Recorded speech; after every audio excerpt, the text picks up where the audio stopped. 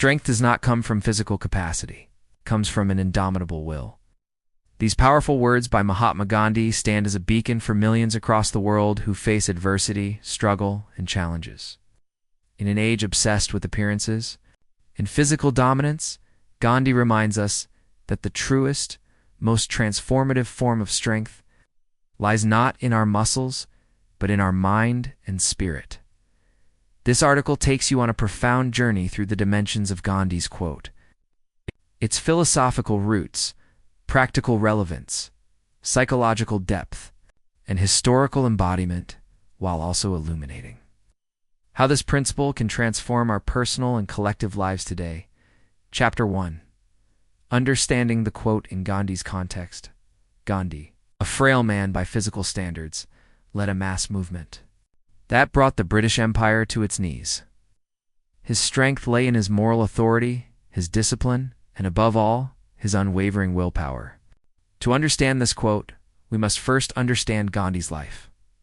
A journey of self-discovery, sacrifice, and spiritual discipline. He faced prison, threats, ridicule, and physical pain, yet never retaliated with violence. His tool was satyagraha, the force of truth, and his method was ahimsa nonviolence. These were not passive techniques, but expressions of an indomitable will. Chapter 2. What is indomitable will? Indomitable will is the inner resolve that refuses to be subdued by circumstances. It is resilience in the face of failure, perseverance in hardship, and clarity amidst chaos. It is not just about grit or stubbornness. It's a spiritual force, a conviction rooted in purpose. Willpower is what enables a person to rise after every fall. It's what keeps the athlete training before sunrise, the activist protesting despite arrests, the entrepreneur innovating after 1,000 failures. Unlike physical capacity, which declines with age or injury, willpower is timeless and trainable. Chapter 3. Philosophical foundations beyond the flesh. Gandhi's view echoes the ideas of great thinkers. Stoics like Epictetus taught that strength lies in mastering our mind. The Bhagavad Gita, which deeply influenced Gandhi, extols detachment and unwavering purpose in action. In Buddhism, mental discipline is the path to enlightenment. In Christianity, inner faith is emphasized over worldly might. All these philosophies converge on one truth: lasting power comes from within. It's not about overpowering others, but mastering oneself. Gandhi embodied this, showing the world that moral strength outweighs military strength. Chapter 4. Psychological insights. The science of willpower. Modern psychology supports Gandhi's assertion. Studies by researchers like Roy Baumeister show that willpower is a finite but renewable resource. It can be depleted by stress and strengthened by habits. Key elements of indomitable will include goal clarity, self-discipline, emotional regulation, delayed gratification growth. Mindset neuroscience shows that the prefrontal cortex, responsible for decision-making, becomes more active in those who practice self-control. In other words, we can literally train ourselves to become mentally stronger. Chapter 5.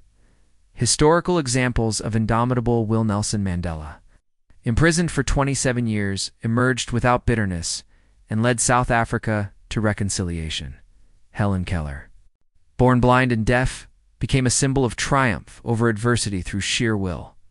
Malala Yousafzai, shot for advocating girls' education, continued her fight even stronger. Stephen Hawking, paralyzed by ALS, revolutionized science with his mind. All these individuals had minimal physical capacity, but a will that refused to be defeated. Chapter 6. Gandhi's will in action. In the Salt March of 1930, Gandhi led a 240-mile march against the British salt tax. He was 61 years old, weak in body, but mighty in spirit. The single act ignited nationwide resistance and stunned colonial powers. Whether fasting for Hindu-Muslim unity, spinning khadi, or facing bullets with prayers, Gandhi showed that unshakable resolve can reshape history. Chapter 7. Applying Gandhi's wisdom. Today, in our lives, we face daily battles, stress, competition, loss, injustice. While we may not fight empires, we fight self-doubt, fear, and failure. Gandhi's message reminds us that strength isn't about being the loudest or the fittest, but the most committed to truth, love, and persistence. How to cultivate indomitable will. Define your core values, practice daily discipline, embrace discomfort, visualize your purpose, surround yourself with strength-minded people. Chapter 8. Common misconceptions about strength myth. 1. Strength is loud. Real strength is often silent, humble, and steady. Myth 2. Strength means never crying or doubting. Strength allows vulnerability. It's the courage to feel and still move forward. Myth 3. Physical dominance equals power. History proves that moral and mental force often outlast brute strength. Chapter 9. Strength in the modern world, digital age. Real courage in the digital age, where appearances are curated and instant gratification rules.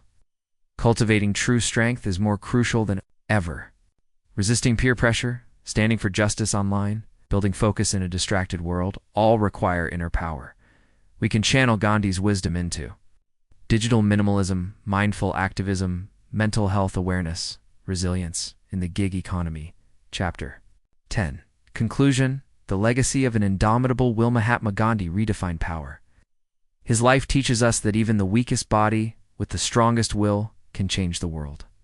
As we navigate our own paths, his message is a lantern in darkness.